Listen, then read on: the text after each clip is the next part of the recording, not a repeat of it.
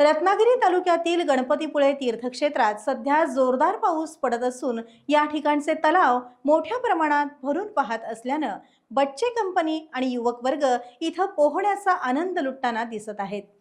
यामध्ये लहान मुलांना पोहायचं कसं हे शिकवण्यासाठी त्यांचा पालक वर्ग आपल्याला पाहायला मिळतोय, तर युवक वर्गातून धावत येऊन सूर कसा मारायचा याची लागलेली शर्यत देखील इथे आपल्याला पाहायला मिळते। याच तलावामध्ये अनेक प्रकारचे खेळही खेळले जातात, मग तो व्हॉलीबॉल असेल किंवा क्रिकेटचा बॉल।